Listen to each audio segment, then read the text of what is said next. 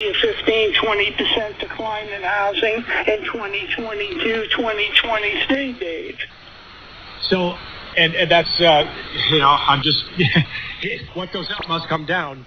Here's my big fear. From 2007 to about 2019, I spent a majority of my time assisting attorneys in trial consulting and dealing in foreclosure defense, trying to keep people in their homes. Obviously, better than 97% of the people that were served with foreclosure notices basically just packed up and moved out.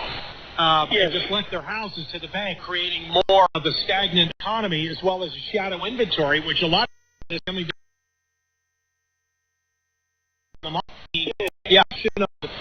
If we're faced with another issue of what happened in 2007 and 8, where home prices fell so much that homes were worth less than what was owed on them, do you see another immediate foreclosure crisis? And if you don't, is there one coming at all?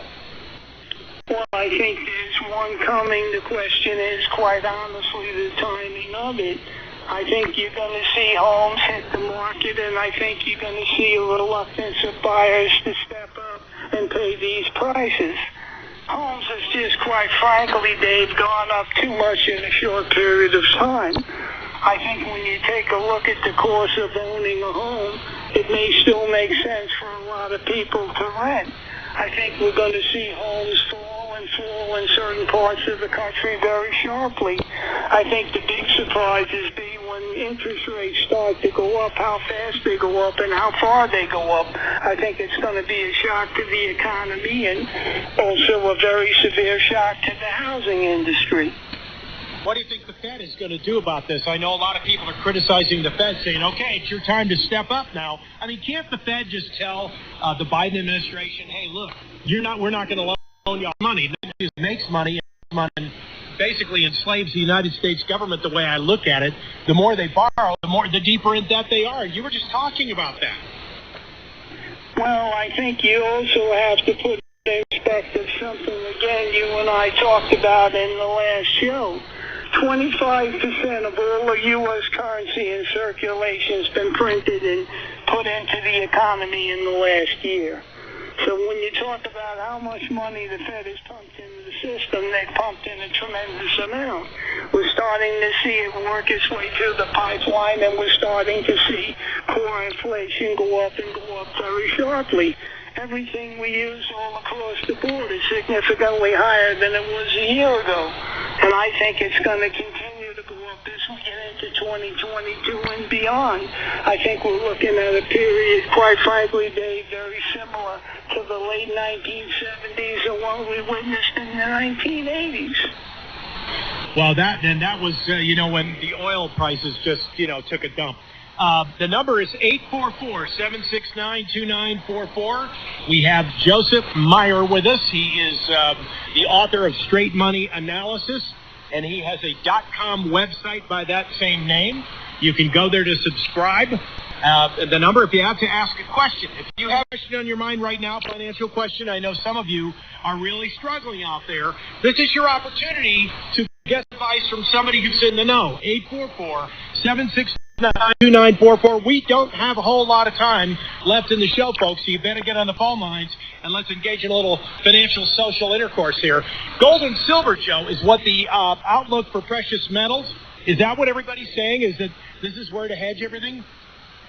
Well, I think, again, we're going to see a repeat of what we witnessed in the 1970s.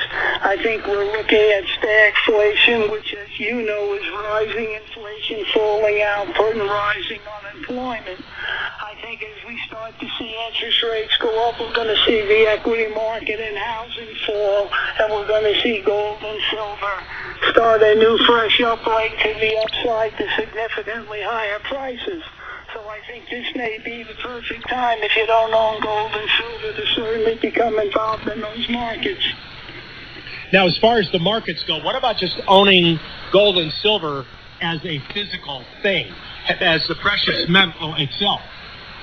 Well, you want to own the metal and you want to own the high-quality mining shares. I think those are the two best ways to participate in the bull market that's continuing in gold and silver. cheaper. But I think the surprise again is going to be how far gold and silver goes up in the next year. No doubt. And see, the other thing that bothers me is one of the very first thing that the guy at 1600 Pennsylvania Avenue with a mental acuity of a 2-year-old did when he first took office is canceled the Keystone XL pipeline. I think a majority of Americans, they agree with me. Now, crude oil prices, I mean, these things are not going to stop climbing. Well, I think we see significantly higher crude oil prices as we get into 2022 and beyond. I don't rule out that we see $100 a barrel oil sometime in 2022, possibly early 2023, or maybe even higher. I think the commodity bull is alive and well, and I think the surprise is going to be how quickly and how far things we use on a daily basis continue to go up. But when you talk about wealth disparity, let me touch upon that for a minute. It's a big issue. 10% of Americans, Dave, now control 90% of all the capital income. The bottom 90% collect just 3% of the total income generated from capital. 50% of new income generated since the great financial crisis of 2008 has gone to the wealthiest 1% of all Americans. The richest 3 Americans now collectively have more wealth than the poorest 100 million Americans. Trends in income from 1975 through 2019 show that $1 has been transferred to the financial aristocracy from the bottom 90% of households in the last 45 years. We got a major problem. Wants to face it and or address it, but it's not going away. Yeah, no doubt. And then energy stocks, of course, you know, that ship has sailed, hasn't it? Well, I think the high-quality dividend-paying energy shares, although they've had a tremendous run, I think they can still go higher. I think they're looking at certainly the markets continuing to use more oil and natural gas. We're going to get a very severe winter, I believe, throughout the majority of the United States. We're going to see unprecedented demands for energy. This is a problem in the short term that's not going to go away. We have to prepare for higher prices.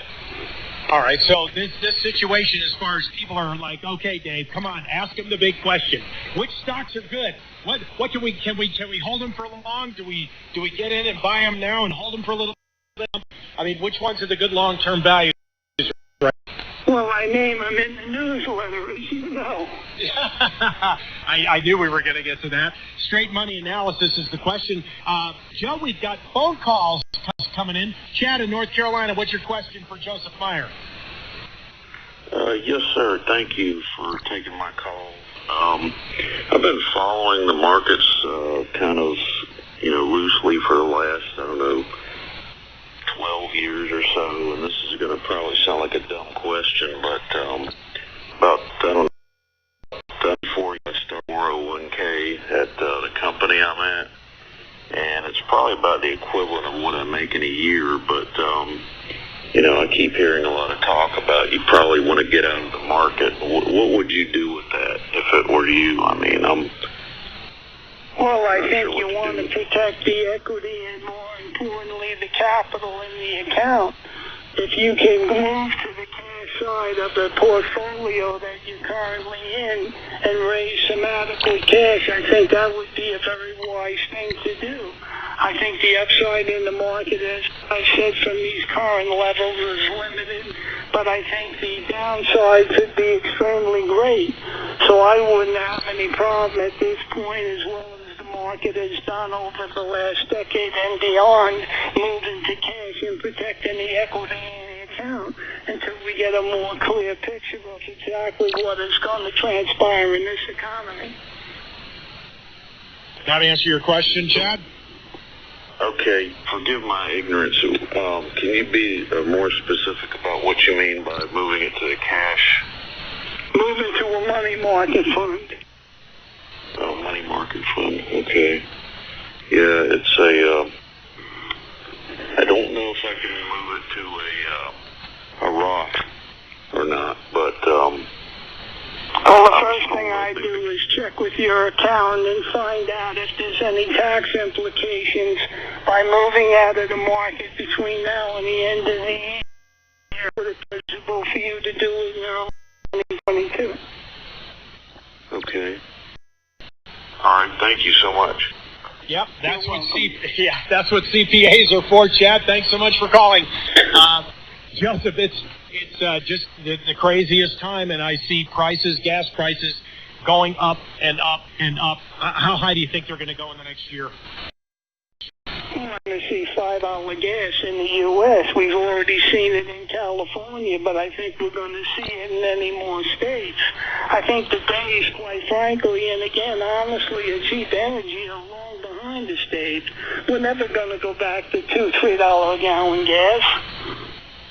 Well, and so something else that I see here is that every time that one of these variants comes through, it's another excuse to try to lock down the economy. And the last time they did this, back in March of 2020, there were no gas lines. People did not go to the gas station. They stayed in their house. Gas prices dropped because nobody was buying it. And obviously, it works inversely. If nobody buys gas, that means they've got all these supplies they've got to do something with. And for Biden to do what he did and go to the reserves and unleash this to temporarily try to curtail prices, I mean, I don't see the point of wasting our valuable reserves. What's your take on that? Well, I think when you talk about the reserves, they're there for emergency purposes that would border on national security. I think we certainly had adequate oil and gas when the Keystone Pipeline was open. I think the mistake is continuing to keep it closed. We should reopen it. No doubt. Yeah, I'd like to do that too. And we've been talking to Joseph Meyer. Sounds like we've lost him there. But again, like I said, we're just about out of time today anyway. And once again, the newsletter is straightmoneyanalysis.com. And you can get a copy of the newsletter, and it's a quarterly newsletter. It's committed to providing an easy and understandable analysis of what's going on in the domestic and international marketplace, defining key elements on the ongoing transformation of the world's economy as a result of the dreaded globalization. It just seems like we're having a very difficult time getting away from this global economy because of the fact that the elitists, which are the folks that you just talked about that own a majority of the wealth, like Elon Musk and Bill Gates and people like that, they've all got an agenda. They all have an agenda, don't they, Joe? They have an agenda, and it don't include you and me. Yeah, that's sad. All right, so that's why you need to subscribe to straightmoneyanalysis.com. We've been talking to Joseph Meyer. Joseph, thanks so much for being on the program. We'll have you back again next month, as usual. I want to offer a special subscription before you go, Dave. Okay, here goes. Going to give a full 1-year subscription to the newsletter, normally $259.95. At the 6-month subscription price, $149.95. And I'm going to include as a bonus the June and September issues of Straight Money Analysis. As you know, I'm working daily on the December 2021 issue, and I'm planning to get it out right around the end of the month. So people will get 3 newsletters in the year, and they'll receive the balance of 2022. And I'm always available to speak to anyone who has questions personally and directly, Dave. Yeah, we appreciate that, Joseph. Thanks so much. Dave Krieger with you. The Power Hour has come to an end. In the meantime, God bless you and God bless the United States of America.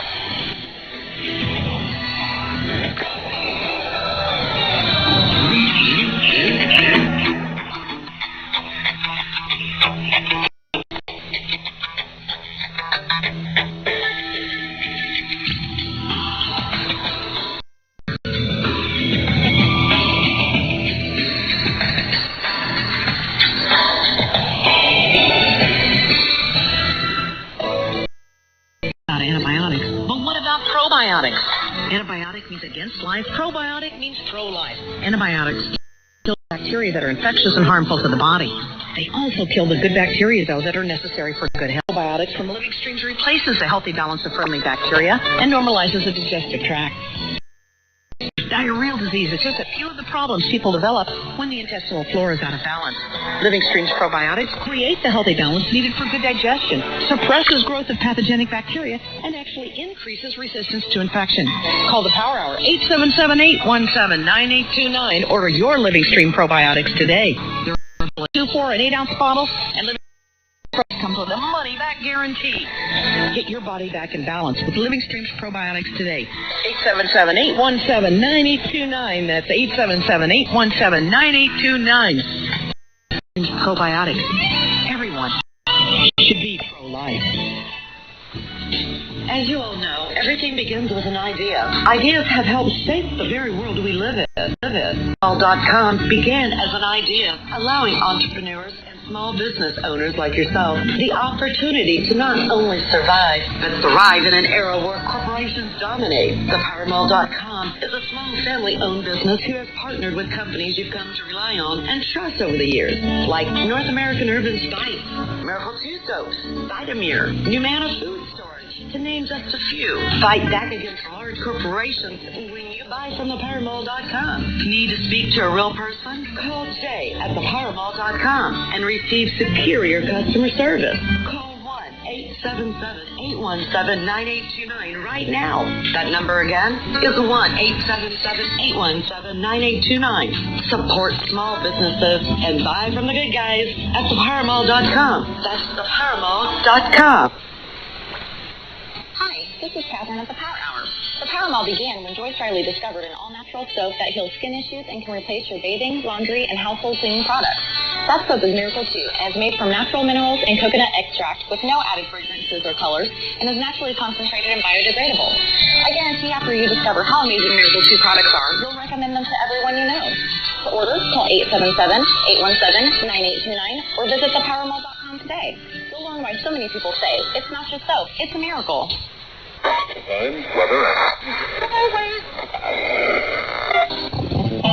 Veteran of 3, 4, and more, entrepreneur, and warrior poet. Tony Arterburn takes on the issues facing our country, civilization, and planet. This is the Arterburn Radio Transmission. The Arterburn Radio Transmission, Wednesdays at 6 p.m. Central on 5.935 megahertz. WWCR, Nashville, Tennessee, USA. This is your host, Cal Commandan. I have a prediction that listeners of the station wonder how I intend to format this show. Great question. I will be reading relevant and interesting American national news and provide color commentary from a conservative point of view. Coming from California, I often feel alone and adrift in a sea of intense leftism, and honestly, conservatives don't have much of a voice out here.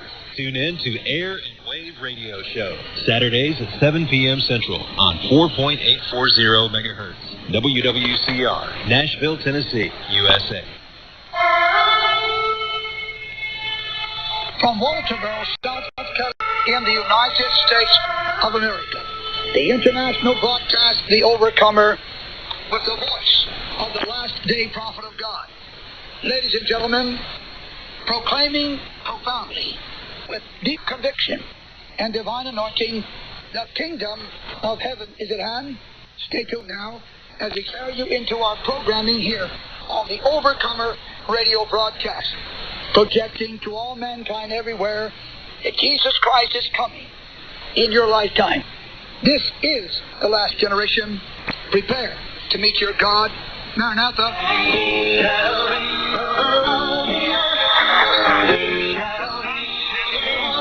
Still in their habitation. See, something never happened before except the time with Joshua. It's going to happen somehow in this end time business. Stood still in their habitation. At the light of thine arrows they went, and at the shine of their glittering spear. Talking about the great judgment of God. I don't know whether they won't move or not, but it's such a dramatic thing that even the sun and the moon stop. There's a point that Habakkuk's making in that prophecy. All right? And then Job's the last one here. Job talking about God's power over nature. Job 9:5, talking about God, which removeth the mountains, and they know not. Which overturneth them in his anger. Does that with earthquakes and volcanoes. You will move a mountain in a second. Overturn it and flip it around. Which shaketh the earth out of her place, and the pillars thereof tremble.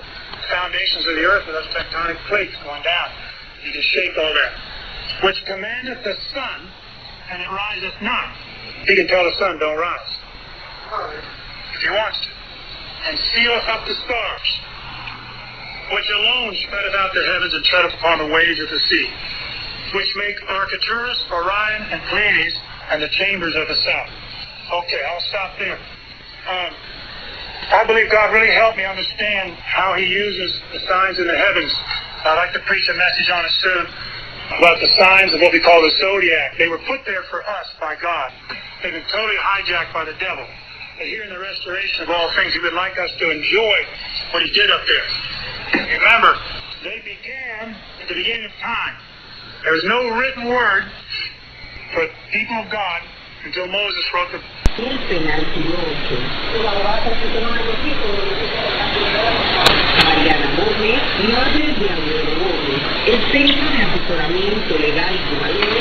Statele meteo, vreme închisă mâine cu precipitații mixte în sud-estul țării.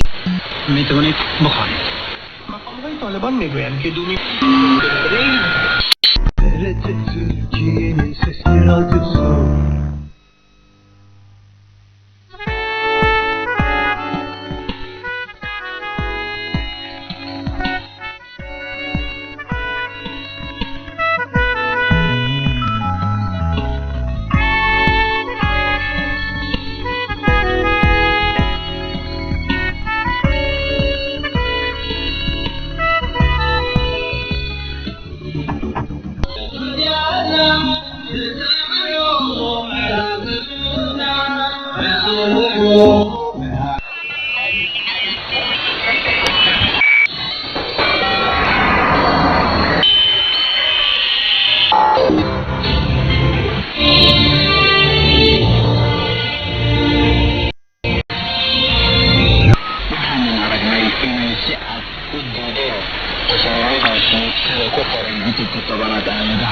dair tüm haberleri ve gelişmeleri telefon konuklarımızla sizlerle paylaşacağız. Hemen başlıyoruz. Geleceğiniz varsa göreceğiniz de var, bunu böyle bilin.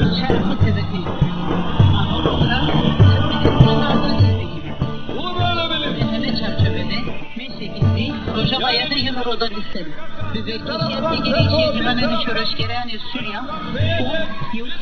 Feedback at twr.org. Unlimited Grace is part of the English group at Trans World Radio.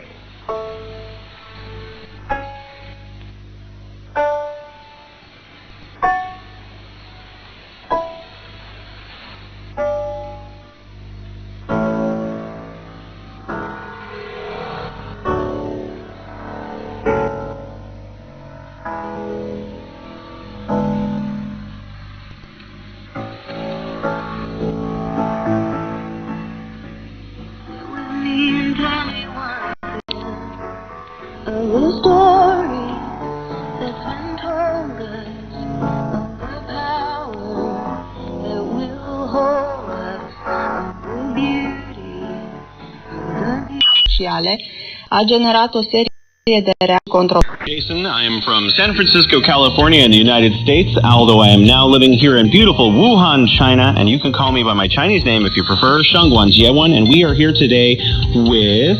Baby! How are you? Hi, I am in Beijing, my favorite city in the world. Today's topic, public parks. Public parks? That's a random pick. 公园. I love parks. Yeah. I chose this because I love parks. I'm from San Francisco. Have you been there? I have, actually, for a visit. A lot of ups and downs. I wouldn't want to be driving in San Francisco. Yeah, it's very hilly.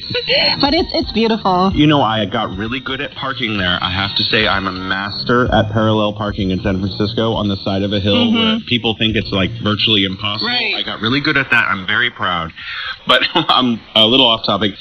Golden Gate Park is this huge park in San Francisco. And it is absolutely this really beautiful park. It has, little streams. It's got a little hill in the middle. There's lots of grassland area where people are throwing frisbees. It looks like, one of those university parks, only just stretched out really big. And they also have another park in the Mission District called Dolores Park, which is way up on a hill, and you can see the whole Bay Area from there. It's really quite beautiful. Nice. Well, speaking of the Golden Gate Park, can I say something really silly? Yeah. So, when I first heard about the Golden Gate Park, and there's this huge bridge on it. I was expecting like a golden bridge, something, just sparkling in the sun. And when I saw pictures of it, it's red. Yeah. Like the red is kind of red. So, but I guess there's a reason for the name instead of calling it like the Red Bridge or something. What's interesting, actually, the park right by the Golden Gate Bridge is called Presidio. The Golden Gate Park is actually a huge rectangular park that's just a little south of there. But you're right, the Golden Gate Bridge is red. What's really interesting, I watched a documentary about it. There's one family, like a family that they're actually, biological family, and they are the ones that paint the bridge. They have a contract that gets renewed every year. And they go from one end of the bridge, just painting really slowly, and it takes them a year or two to repaint the entire bridge. And when they get to the end, it's time to go back to the beginning. Interesting. I think that's really fascinating. I know. That wouldn't be a very bad job. It's not a company, it's a family. It's you do it in a nice view with nice.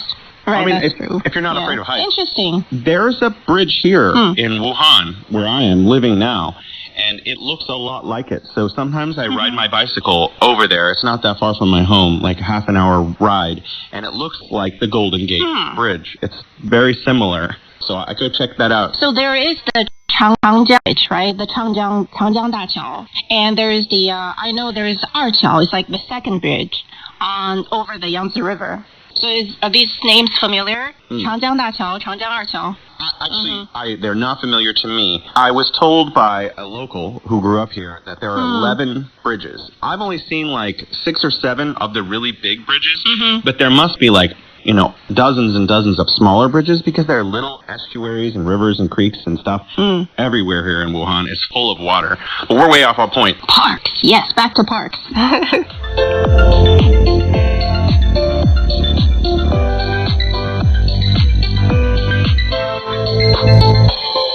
So Dolores Park, another beautiful park. So when I came to live in Beijing, where you're living now, I immediately was like, where are the parks? I want to go to the parks. So everyone told me about Chaoyang Park, Chaoyang Gongyar. Right, it's huge. And that's where I went. Yeah, it's this huge park. It's actually probably about the same size as the Golden Gate Park, maybe. Because you can walk around it for what seems like forever. And there's always a different place to explore. Right. And, eventually, I spent most of my time when I lived in Beijing for the first few years just in the Chaoyang area. Because most people seem to live in that huge, densely packed area, the Chaoyang area. It's Wangjing, and it has Shuangjiar and Hanzhong and all these other places. It's like the more modern parts of Beijing. Right, yeah. Everyone in downtown, Guamao is there, like with all the skyscrapers. Right. The CCTV tower, which I think is beautiful. I don't like it that it gets called pants. Why did you have to explain? I actually took a course on like architecture in the U.S. and they were like, at the end of it, there was like showing the CCTV tower, and they were saying this is going to be built someday. And I was like, wow, look how amazing this structure is. So I came to Beijing to appreciate it, and then immediately Chinese people were like, oh, we just call that the pants. And I was like, what? What are you talking about? Yeah, well, my impression is I really wouldn't want to be standing like right beneath it because I don't know how it's holding up. I'm sure that it's very safe and stable and people have been working there inside for years now. But still, I get a little worried. It's very unique though. Right? You do remember it. Yeah. It is very. It looks like something out of a science fiction movie. Well, for us, it's just the pants. I'm sorry. It got that name like from the beginning, and it just stuck. So anyhow.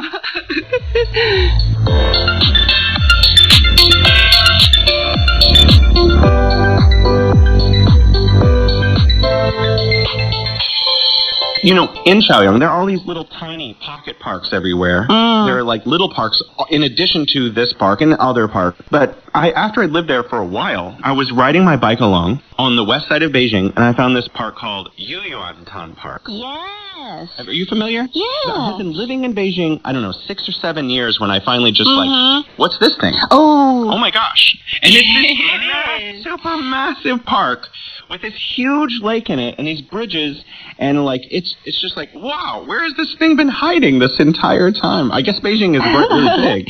Well, it's on the western side. Yeah, exactly. It is big. And also, have you been to that park in the spring? Yeah. Because they have a lot of these cherry blossom trees. Yes, I was there during it. And it's like pink. It was amazing. Yeah, it's like when the wind was blowing and it was a little bit late in the cherry blossom like season, it was like raining petals. It was raining flower petals. Yes, exactly. There were all these young ladies dressed up in their old Chinese clothes. Yeah. It was amazing. Oh, these ancient like hanfu, right, dresses? Exactly, yes. It was so beautiful. They go really well with that background. They're all standing there like taking pictures and selfies with each other, and it's just like hundreds of people and it's raining flowers on people. It was just gorgeous. I realized the purpose of parks in a city after I became a mom. 'Cause before that, I didn't really visit parks a lot. It's like, why do you carve up such, a huge space? There's like nothing really in there. But, after you have kids, you discover why. And every time you bring your kids there are all these other families. 'Cause, what do you do with little kids, right? I guess they can go to the malls, and there are all these play areas. They have these indoor play areas. But then you want your kids in the sun. And so, it makes sense why we have so many parks in the city. And my cousin lives very close to Yuyuantan Park, just like a few minutes walking distance. And her daughter, practically grew up in Yuyuantan Park. Wow. Because every day, they wake up, her grandparents, like my aunt and uncle, they take care of her daughter for her during the day when she's at work. So they would have breakfast, and they would change, and off to the park. And then they spend their morning in the park until lunchtime, come back, eat a meal, and go back to the park. And the park is so big that you don't feel like you're just, repeating the same scenery. You can always go off to somewhere different. And there are, other grandparents with their kids. It's a very Chinese scene, I suppose. Probably a little strange for you with all the grandparents and the babies and toddlers. I think it was lovely. Actually, my wife and I move every year or so. And our last year in Beijing, we moved to a neighborhood called Ganjiakou, which is just to the north of Yuyuantan Park.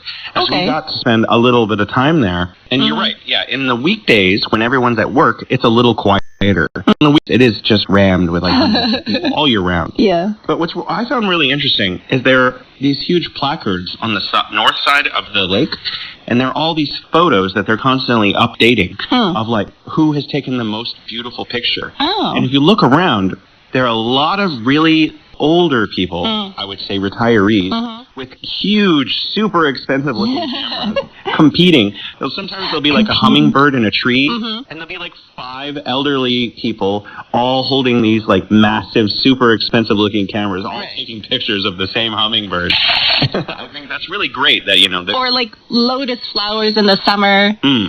I've seen pictures. Yeah, there are these contests for, photographies of beautiful sceneries and like fish jumping out of the water, like eating the first things like that. I remember like where my parents, where we lived, there's this park. It's next to a university, but the parks are different. Like back in the States, the parks seem more natural. It's not like as man-made in a way. And you do have these trails, and there are these like equipments, usually wooden ones, along the trail. But otherwise, they don't seem like they've been worked on a lot. It's just natural scenery. But here, the parks like cement walkways, and there are these metal exercise machines. And as you mentioned, there are like these photography contests. They post the results and all kinds of things. So the feel, they're quite different, don't you think? I think that you're onto it is something interesting. You know, America, as it's developed, has a much smaller population, and all of the modern infrastructure, or even any kind of infrastructure, is relatively new. What you're saying is dead on. You know Babaoshan, yes. To the west of Beijing, northwest? Yeah, that's like a temple complex, kind of a large hill, small mountain. And it's obviously been curated for a couple of thousand years. So there are all these like Buddhist temples and Taoist temples and things all on your way up the mountain. Of course, they have like the sledding down from the top now. So obviously that's very recent. But it's very curated because it's been, you know, the area has been inhabited for so long. Whereas like European people, at least, have not lived in North America except for the last few hundred years. And the curators of North America before that left it more in its natural state. So yeah, but it's beautiful in its own way. It's here. I think it's more lively in a way. There's more of a human touch. Well, I guess that's one reason, because over there in the States it's not as densely populated and not as many people use those parks. You'll see people like, you know, jogging or taking a walk, but like in China, this is where people go like take their kids, you know. And they can spend the whole day there. Yeah, my wife and I do that too. We like loved going to parks, also hiking. You know Phoenix Mountain in Beijing, far northwest? I've heard of it. I don't think I've ever been there. Don't know the Chinese name. Fenghuangling. It's like a good day hike. Fenghuangling, I think. Yeah, well done. There's a Taoist temple there, a Buddhist temple there that's relatively modern, founded by some professors from Tsinghua University, but at the base. But you can hike up the mountain and down in like a day. It takes like a day. Or if you're really hoofing it, you could probably do it in like 6 or 7 hours from the top, from the bottom to the top, back to the bottom. It's absolutely lovely, and it's far less curated, I think. In fact, there are 9,200 protected areas. 18% of the total landmass in China is under some protected area system China has devised. And there are all kinds of different layers to that. I'm sure that you've been to some of the places like Babaoshan where it says UNESCO Heritage Site. And there are a ton of those in China because there's so much history in China to protect.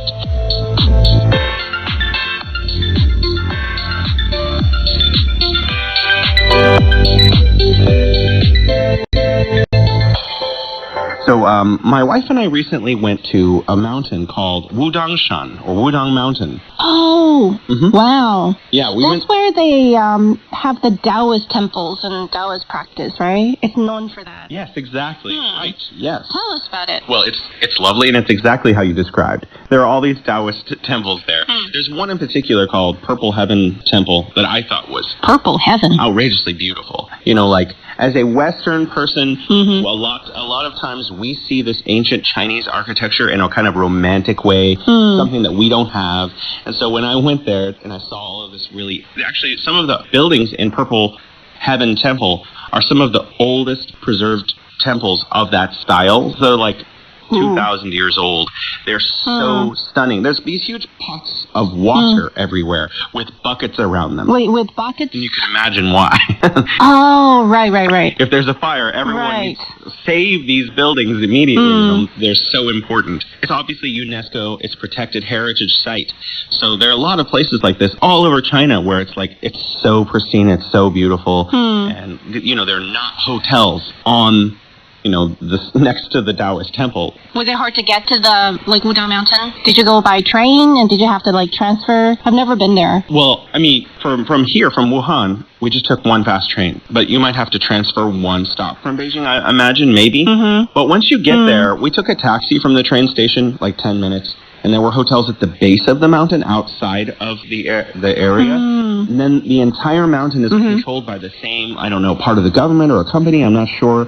But you pass through the gate, and they have a bus system. Once you pass through the gate, they know you've paid, and you can get on and off of any bus without a pass. You're just like, okay, we're inside.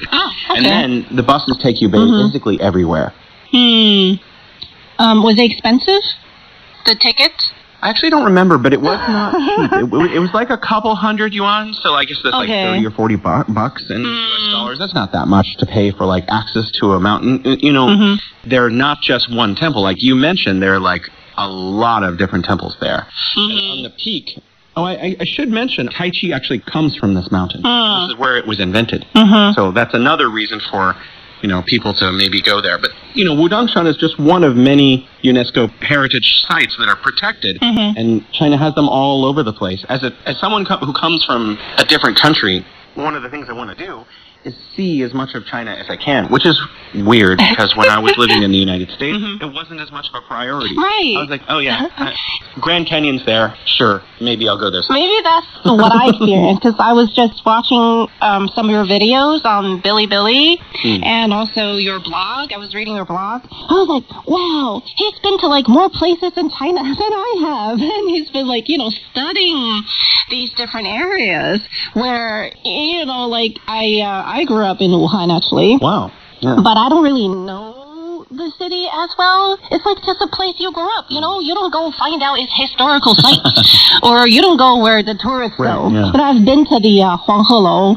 I've probably been once, and I was like, oh, okay, you go up and walk around and then you get there. It's so normal. It's just part of your landscape.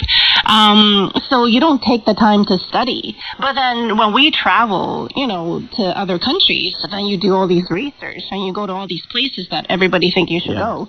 So I guess maybe that's why. And it's great because now you have all these details that you can offer. Like I don't know about them.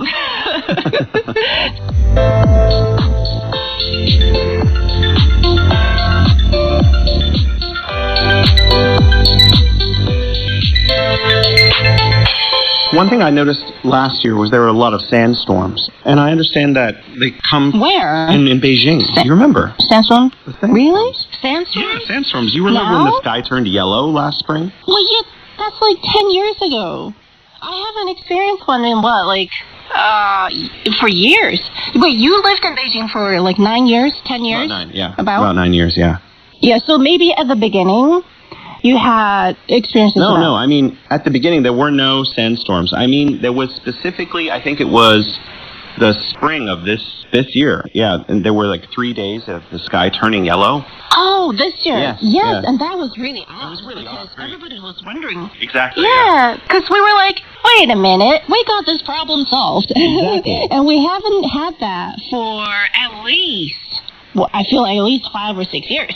And then we were like, I remember we were checking online to see why this was happening, and it turned out it was from like Mongolia. Yeah, exactly. It blew all the way to here. So, but we were, if it was not because of the pandemic, I think we would have forgotten to wear our masks were. Because years ago, maybe 5 years ago, sometimes on the bad days we would take out our masks, right? And it was a normal sight. And then people just started, I guess we just forgot about it because they got so much better. And no one was talking about smoggy days anymore. And it was just like, not really part of the scene anymore until the pandemic, of course. And everybody was like, wait, we have masks at home. They're just like at the bottom of some drawer, and we had to dig them out. At that point, it had been so clear for so long, we didn't have masks, and we had to ask our friend in Shanghai to send us some. Exactly. He was posting, look how many masks we have, and in a box on his account. We're like, could you send us some masks, please? They're probably expired, but it was a good thing in a way because it's been, the smog and environmental issues was like a thing of the past. About 5 years ago maybe. When I first came to Beijing, I remember it was a working day. I was in the office, and when I looked up, the sky was like orange. This was at least, I think it was 10 years ago. And I was so shocked. I was like asking my coworkers. I was like, what's going on? Like, are we on Mars or something? And they're like, oh, it's just, a sandstorm. It happens. It's not, too odd in the spring season. So that happened a couple times. But then, it's maybe starting 5 or 6 years ago, no more sandstorms. So that's why it was odd when it happened. A big part of that is because the central government actually started something called afforestation, which is like the opposite of deforestation.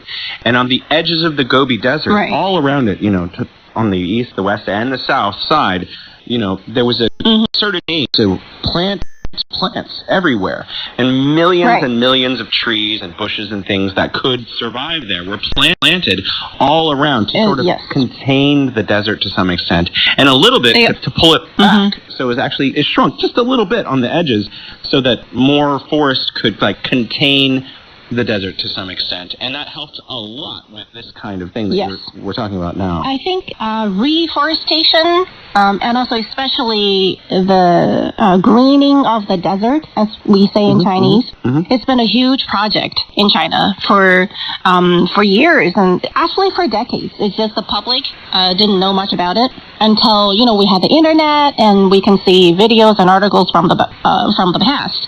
And also you heard about this ant forest. No, I'm not familiar. Are you familiar with that? No, please teach us. It's something, I don't know a lot about it, but it's like something done by Alibaba.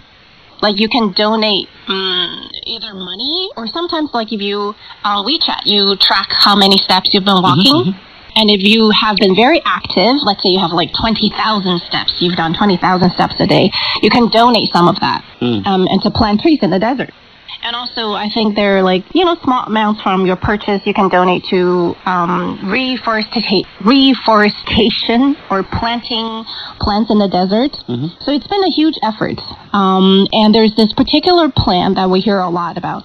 I think the Chinese name is suosuo. The name of the plant, and it's when they plant it, it doesn't even look green, but it's very good at surviving in desert areas. I wasn't prepared to talk about this, but I've seen videos of a lot of people with their jobs for decades have been planting in the desert. From the videos that I've seen, they there's huge areas in the desert, and they draw out these grids. So you have little squares in the desert. Yeah, and then they have, in the past, they would just take, people just take a stick and kind of drill out a hole and then plant this plant inside, and they would have to carry water from the back of their trucks or motorcycles and to water these plants. And nowadays, there are machines for them. There are these little cars they drive over and more efforts and more money have been spent to that. And I remember the stories I saw on TikTok. I was very touched. There was this couple who chose to remain living in the desert after their retirement. I think the man was a village head of the village, and it was in a very dry place, the desert, and so it wasn't, flush and things like that. So he could have chosen to move to the city after retirement. That's where their kids were, but he and his wife, they chose to stay and to plant trees in the desert. And they've been doing that. By the time the video was made, I think they've been doing that for 18 years. And I think they've used up, or was it 12 or 18 motorcycles during that period. Wow. But I think the most amazing thing about this couple that I saw online who were planting plants, they weren't really trees. They were just these shrubs that could grow in the desert. Is this sense of contentment, and happiness. They were together. Their love between them, not because they've been husband and wife for decades, but because they share something, they share a vision. Who else would stay with you to live in a place where there was nothing, I don't know if they had running water or other things. There's certainly no shopping malls or coffee houses nearby. But they had this common purpose, and they wanted to replant this area. 花园角广场的喧嚣，却想在横滨中华街找寻片刻安宁。Becoming an adult and working years, having kids, he saw the change in this area. حرکت راغلی دی او خلک چې نو واپس کړو په موږ تللی دي خو دغه ریپورت کې دا ویل شوی دی او بیا وی چې په مجموعي توګه په پاکستان کې چې کوم خلک نوکرۍ چې دا وی تعداد چې ونو تقریبا د 55 میلیونه نه واخله تر 80 میلیونه entdeckt habe und die ich hier im Land nicht umgesetzt sehe, und ich möchte mittelfristig sehen, ob ich auch in dieser Hinsicht etwas tun kann. Das kann die Infrastruktur sein oder die Art und Weise, wie staatliche Institutionen arbeiten, wie sie mit den Bürgern kommunizieren. Und es gibt auch weitere Themen, die nicht wirklich greifbar sind. Dort scheinen die Menschen eher bereit zu sein, einander zu helfen, als bei... Era considerado una profesión caballeresca, una escuela de coraje, un medio de educación física y moral. Probablemente Gusovsky iría a pasos de su padre, pero el Renacimiento abrió nuevas perspectivas a la gente de aquel tiempo. El futuro poeta recibió la educación primaria en su patria. Mejoraba sus conocimientos en las universidades en Polonia e Italia. Gusovsky más tarde regresó a Italia, esta vez como diplomata. Allí, una del Renacimiento, finalmente fue formada la personalidad creativa del poeta. En 1522, a petición del Papa León X en Roma, Nikolai Gusovsky creó su obra más importante, el poema La canción del bisonte. Escrito en el idioma latín, el lenguaje de la ciencia, la cultura y las relaciones internacionales en Europa, el poema se convirtió en el himno de la patria. La abrió al público en diferentes países. El autor no solo describe la caza de bisontes, pero ha creado una canción de dedicación sublime de la tierra belarusa, su naturaleza y su historia, su fuerza ritual y el patriotismo. El quinto centenario del nacimiento de Nikolai Gusovsky fue incluido en el calendario internacional de las fechas memorables de la UNESCO. Dedicado al quinto centenario de la imprenta en Belarus.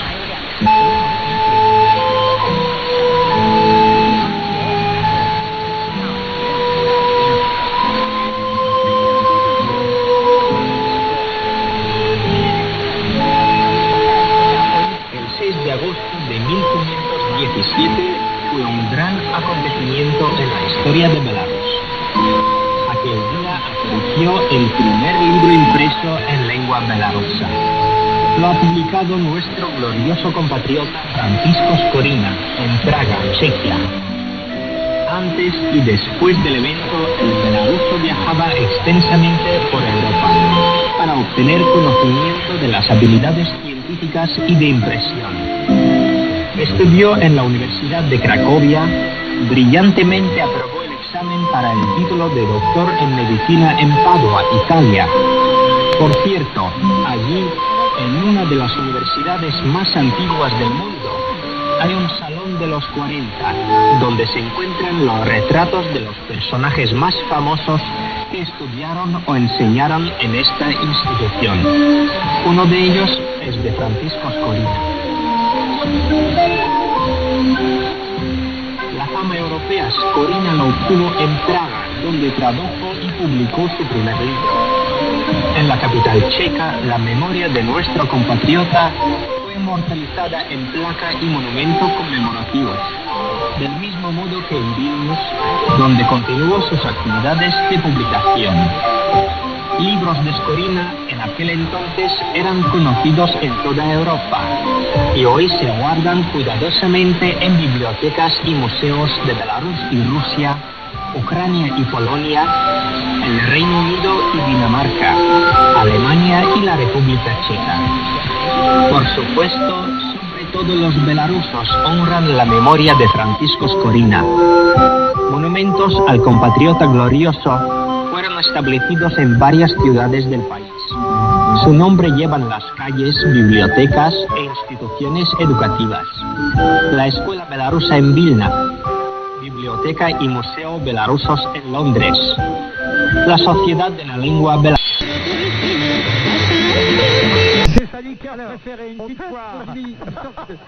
What they found was that they were like stopping that process from happening, so the patients weren't needless. Oh. Écoute. Enfin, à ce qu'on m'a dit. Non. Je vois que t'as été convié.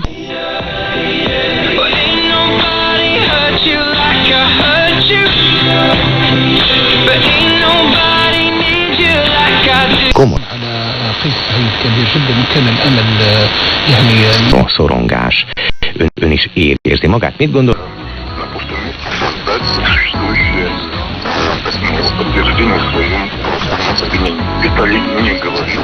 Arra gondolok, hogy ilyen korán aludni mennek, de hogy azért...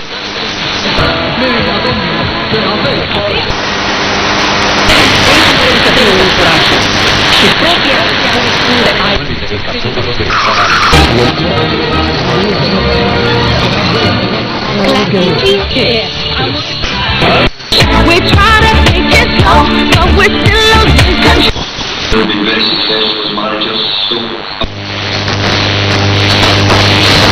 Abandona la academia. Da un soi de colac de salvaje. Bueno, Pati Freire y Juan Jordero, muchísimas gracias por esta visita. Ha sido una charla muy amena con vosotros. Y recordamos, Entre Copas, la tenéis que ir a ver, por favor, para verlos a ellos y para pasar un buen rato con esta comedia. Muchas gracias, hasta la próxima. Nos quedamos contigo, Pedro Santos. Vale. Adiós, Terevila, chao. ¿Quién te ha visto y quién te ve? Con Pedro Santos.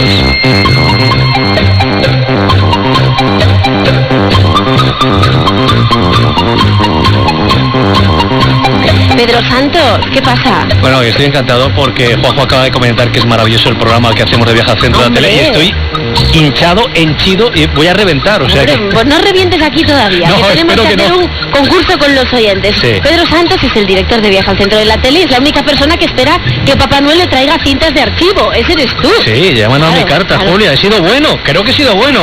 Y quiero que me traiga Papá Noel un casting de Dani Martín, la primera vez de Rosalía y una toma falsa de Dani Gartiburu. Ahí está mi carta. Ah, que no tenía que decir la carta. ¡Ay, madre! No, bueno, ojalá te traigan todo lo que pides. Sí. Y cuéntanos, hoy hay un concurso. Sí. Tenemos que sortear, que lo tenemos aquí, además.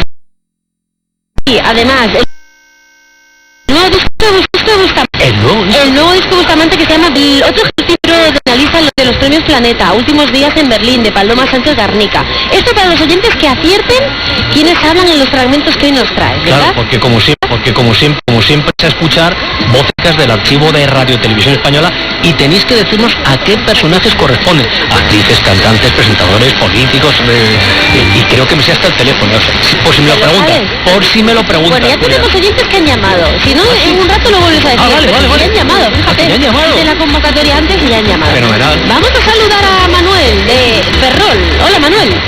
Hola, muy buenas tardes, Pilar, Pedro. Pilar, Pedro, no, soy Julia, ¿eh? Ay, perdón, Julia, Pedro, perdón. Lo de la confusión con Pilar es bastante habitual. ¿Cierto? Lo de llamar a Julia Pilares. Tienes un poco cara de Pilar, ahora que lo dices. Yo no tengo cara de Pilares. No, es broma, es broma. Cara de Julia. Julia, vale. Oye, Manuel. Nada, no pasa nada. Vamos a concursar, atento, que te va a retar Pedro. Venga, vamos, Pedro. Muy bien, era muy popular por sus chistes y por su chistera. En este documento habla de los hoteles con su pareja profesional. Y ambos tienen que estar en el Salón de la Fama o tendrían que estar de los grandes humoristas de este país. Escucha. Mucho más claro, hombre. ¿Qué me gusta ver a mí de hoteles? A mí de hoteles me gusta decir a mí me gusta decir dígame algo de hoteles. Mire, en mi pueblo, hay un hotel, solo son 500 habitantes, ¿sabes? Pero hay 1000 hoteles con 800 habitaciones para cada uno. No digo más. Vaya negocio. No, está vacío casi todo el año, claro. ¿Quién es? El Alto. ¿Quién habla? Ya te has dicho Bueno, pues, el Alto. Sí, pues yo creo que sí, está clarísimo. El gran tip. El gran tip. Muy bien. Bueno. Venga, una acertada. Cuando Manuel aciertes 3 te llevas un premio, venga. Vale, muchas gracias. Venga, vamos a ver. Bueno, Pilar, ya se ha acertado una. Pilar, Digo, Manuel. No seas malo. Bueno, el segundo corte, el corte que me he llevado yo. De niña se lo zampó todo en el mundo del cine y no contenta con eso, también le daba el mundillo de la canción. Todo un derroche de cualidades. Nos habla de la envidia. Pues sí, parece ser que la envidia es el efecto nacional, ¿no? Pero yo tengo un amigo que él dice que no, que ya no se llama envidia, se le llama afán de superación. Con lo cual hay que decir, yo me voy a superar con este que tengo aquí al lado, ¿no?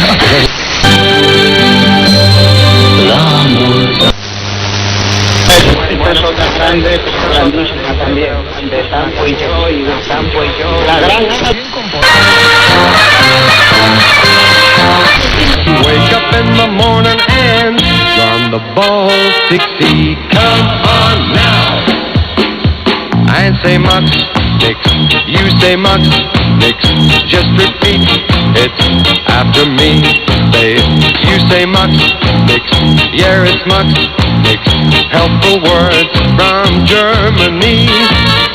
You say Mux, Nix. Yeah, it's Mux, Nix. Just repeat it after me, babe. You say Mux, Nix. Yeah, it's Mux. Con la hizo porrón. Esto más vamos, hay bastante, ¿no? Empieza la gente a enfadarse de verdad.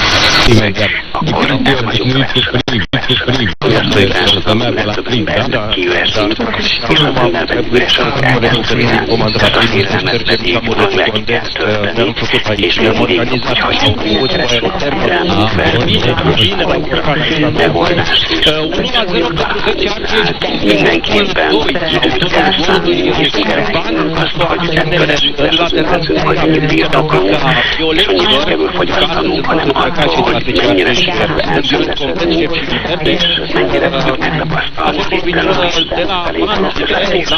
Mondta az imént, hogy sokkal inkább a karácsony egy emlékezés, egy nosztalgikus ünnep. Vajon hogyan tehetjük maivá a karácsonyunkat? Hát csak úgy, hogy az eredeti ünnephez nyúlok vissza a karácsony kezdetéhez és lényegéhez. Nagyon rövid kis példát is mondok ezzel kapcsolatosan. Egy család nagyon gyönyörűen előkészítette az ünnepet, és este ajándékbontást, tényleg mindent megteremtettek ahhoz, hogy szép és megnyit legyen az együttlét, és egy kislány megkérdezte az anyukáját, hogy akinek van ma születésnapja. Anyukája nagy kerek szemekkel néz a gyerekére, és nem tudott, hát ott voltál itt a órán, már mondták neked többször, hogy Jézus születésnapja van ma, csak a kislány azt kérdezte, hogy anya, de ha neki van születésnapja, akkor ő miért nem kapott ajándékot? És akkor a felnőttek egymásra néztek, elszégyelték magukat, és azt mondták, hogy majd megyünk az éjfélmisére, és majd viszünk valami ajándékot.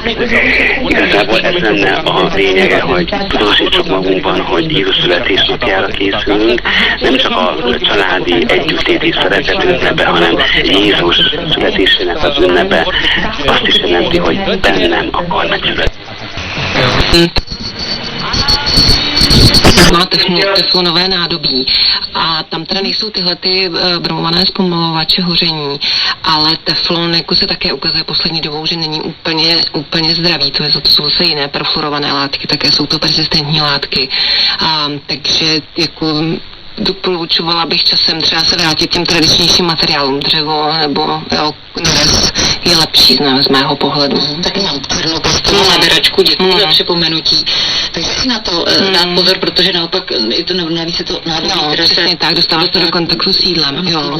Takže tam právě se v podstatě uvažuje taky o třeba zákazu teflonového nádobí, právě protože to jsou persistentní látky a tyhle látky se zase dostávají do vody, takže my je máme dneska v pitné vodě, to jako máme zdokumentováno i třeba tady českými vědeckými studiemi, takže jako zase nutné je říct, že vlastně ty látky jsou škodlivé pro malé děti, jo, pro staršího člověka třeba už to není takový tak velký vliv, takže zase bych nechtěla, aby všichni posluchači šli vyhodit všechno, co mají doma, to asi není cílem, jo, a musíme zase počítat, co to znamená, když se to stane odpad a tak dále, takže ta koncentrace těch látek je tam poměrně nízká, je to dlouhodobé působení těch látek, to počítáme v celé společnosti a tak dále, jo.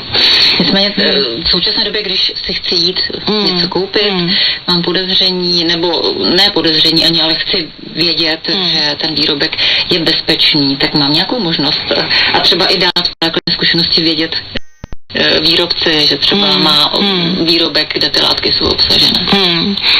No je to velmi těžké, je to vlastně velmi těžké a my jsme se pokusili vlastně spotřebitelům pomoct, my jsme vyvinuli aplikaci do mobilních telefonů, což je teda asi spíše pro mladší posluchače a ta aplikace se jmenuje Scan for Care.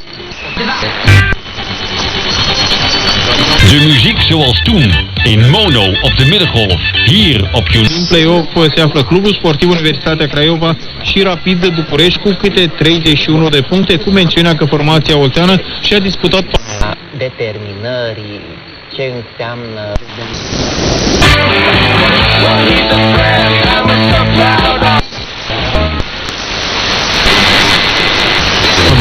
Incluye a los trabajadores por falta de contrato. La jefa solicitará el aval social para implantar el pasaporte COVID para acceder a los hospitales, locales de nocturno, restaurantes con aforo superior a 50 comensales y grandes eventos al aire libre. La electricidad hasta mañana.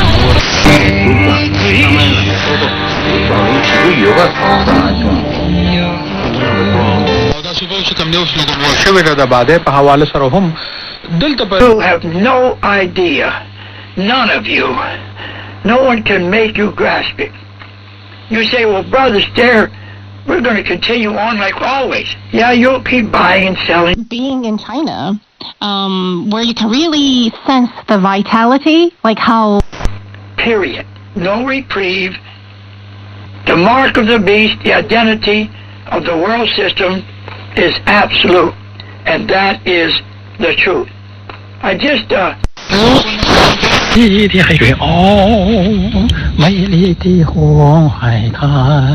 you know, in a park or on a square, anywhere, and they will gather to dance. They might not know each other. 以下内容：李健是黄河三角洲国家级自然保护区的一名驯养师。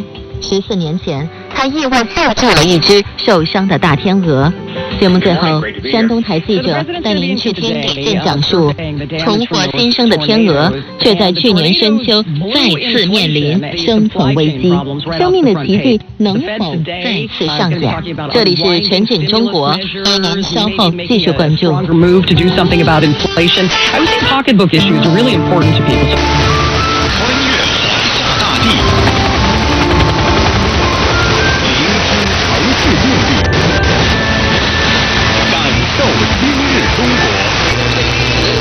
全景中国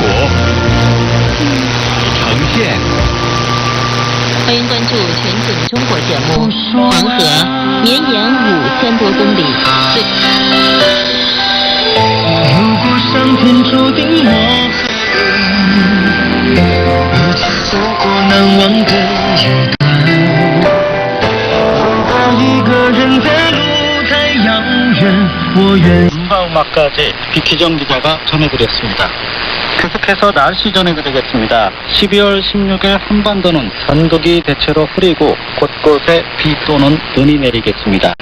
낮 최고 기온은 평양 8도, 개성 9도, 함흥 10도, 청진 3도를 비롯해 서울 10도, 부산 11도로 예상됩니다. 바다의 물결은 동해북부 최대 2m, 서해북부 최대 3m로 일겠습니다. 다음 순서는 쉽고 재미있게 배우는 行到永恒处，坐看缘起时。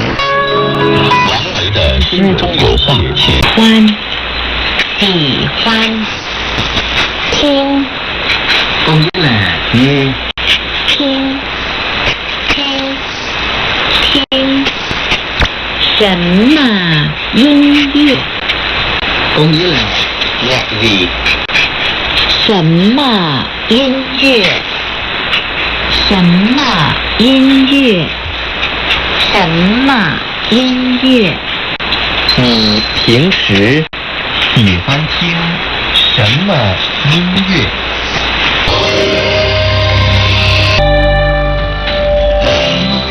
孤独的心。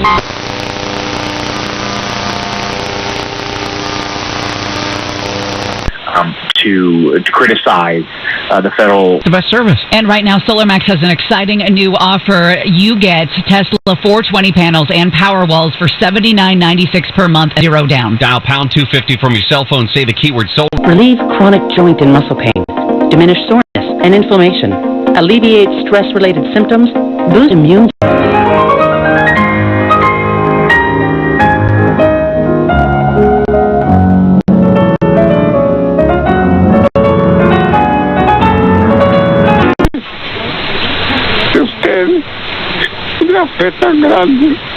Over who gets to act as judge, jury, and executioner when it comes to defining, preventing, and punishing harm. And this goes along with, people on social media. Your science is your science is incorrect. Yeah. Your political opinion is valid. Your political opinion is not valid. I have to tell you, to be honest, what I just heard, I've known, and I'm waiting for some action on this stuff. When are we going to get this fixed? Right. So an action, they say, is forthcoming. So this is, I said, a bipartisan committee. The chairman is a Democrat out of New Mexico, and they are looking at ways to try to make these companies more transparent. The difficulty is that there is no one that has more lobbyists than social media companies. We'll believe it when we see it. Right. We're going to put up the entire hearing, though, so you can listen online to these experts at KFTK.com on the Morning Show page. Time to check on traffic right now. Here's Roy LaMelle to talk about that. This report sponsored by Discover. Taking out your drive times westbound 80 from Roseville to the split. Going to take you 10 minutes with a slow spot of traffic between Elkhorn Boulevard and Madison. Also, westbound Cap City Freeway. That's going to be a little bit of a problem there. From the split to downtown, that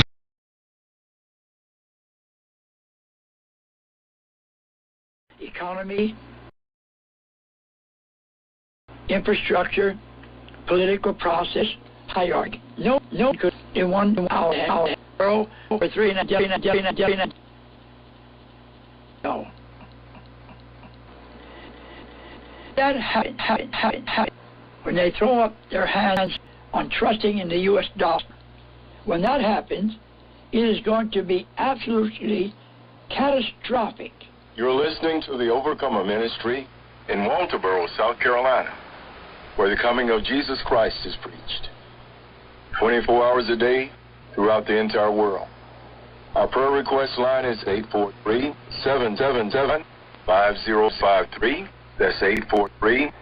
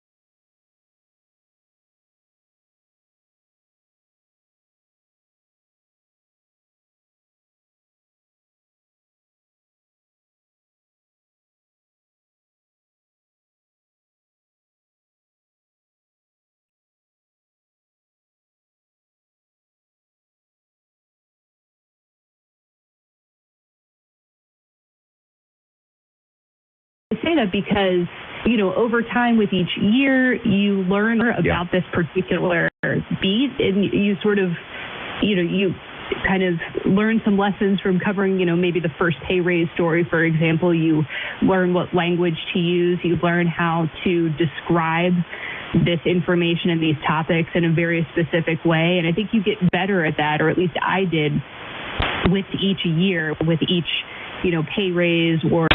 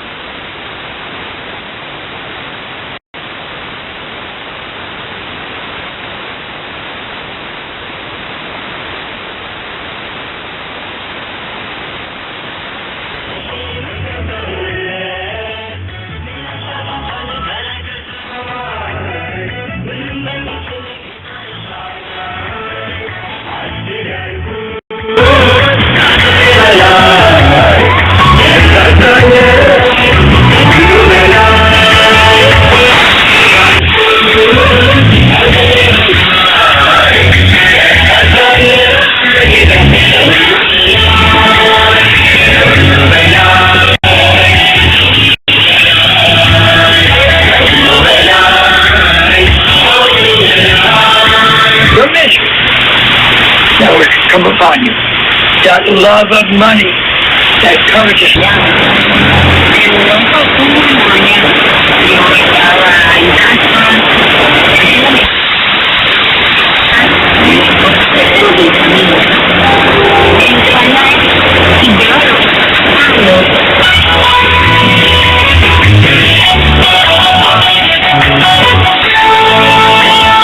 Done that too, they haven't done it.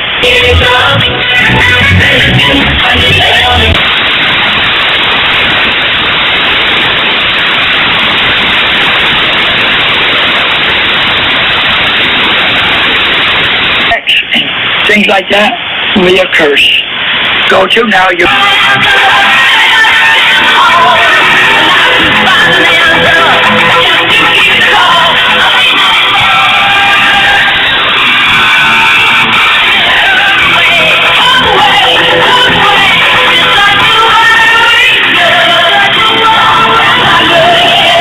We also are compassed about with so great a cloud of witnesses. Let us lay aside every weight and the sin which doth so easily beset us, and let us run with patience the race that is set before us.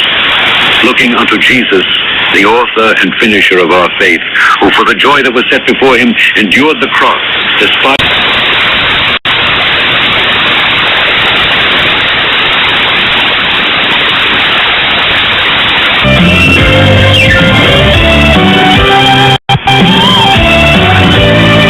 Welcome to Pain-Free Living. Go to ReliefFactor.com. Raise the bar with the next generation light beer. Hey, wouldn't it be great? Money away for a rainy day? Then a cash-out refi from...